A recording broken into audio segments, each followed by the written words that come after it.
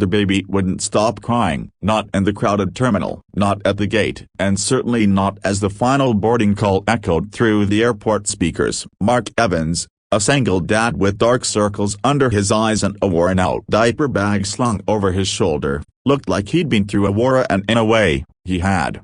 It had been 4 days since his father's funeral, 4 days of trying to keep his 1-year-old daughter, Sophie, comforted and calm while dealing with grief, cancelled flights, and a back injury he hadn't had time to fix. This flight to Flight 727 to New York was his last chance to get home before his job's grace period ended, and by some small miracle, a stranger had offered him a first-class seat upgrade. "Take it, man," the agent said. "Someone switched to a later flight. You've got a kid. You could use the break." Mark wanted to cry. He needed that seat. For once, something was going right. As he finally reached the gate with Sophie drooling on his shoulder, he saw Hira, a very pregnant woman, clearly exhausted, leaning against the wall near the gate entrance. She rubbed her swollen belly, wincing slightly, trying to keep her balance. No one offered her a seat. No one even looked at her. That's when Mark made a decision. "Excuse me," he said,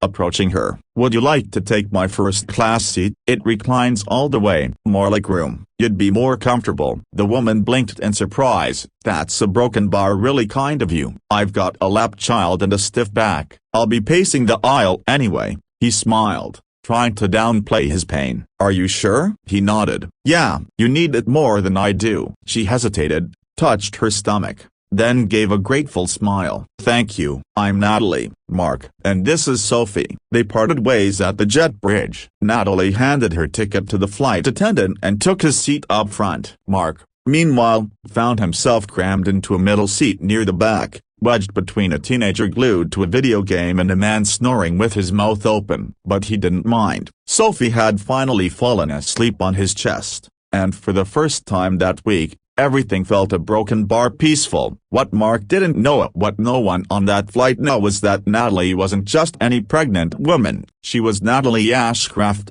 CEO of one of the largest private aviation companies in the world. She was worth billions. And more importantly, she owned the very plane they were flying on. She hadn't flown commercial in years, but her private jet had mechanical issues that day, and her doctor had warned her not to delay travel. So she booked the next available flight, dressed plainly, hoping to blend in. But kindness, a true kindness, sees through labels and appearances. As the plane touched down in New York, Natalie waited by the gate, much to the confusion of the crew. When Mark finally stepped off the plane, bouncing Sophie gently, he looked startled to see her standing there. "You waited." "I did," she smiled. "What you did back there, it meant more than you know." Mark shrugged. "It was nothing. You looked like you needed help." She tilted her head. "No one else noticed, but you did, and that makes it something." He smiled faintly, trying to adjust Sophie on his shoulder. "You're a good dad," Natalie said. "That girl's lucky." Mark laughed softly. "Some days I don't feel like it. It's just me and her. Her mom passed away during childbirth. I've been winging it since." Natalie's eyes softened. She hesitated, then reached into her purse and pulled out a card. "This isn't charity," she said. "It's opportunity. I run Ashcraft Aviation, and I'm always looking for people with heart. People who go out of their way for others, even when no one's watching. I'd like to offer you a job." Mark blinked. "Yeah, I don't know anything about planes." "Doesn't matter. We'll train you. Logistics, client services, operations, so you name it. It comes with benefits, housing, relocation, childcare support." "You deserve a shot, Mark." You and Sophie both. For the first time in what felt like years, he didn't know what to say. He looked at Sophie, still sleeping, her tiny hand curled around his shirt. "Okay," he said softly. "Okay."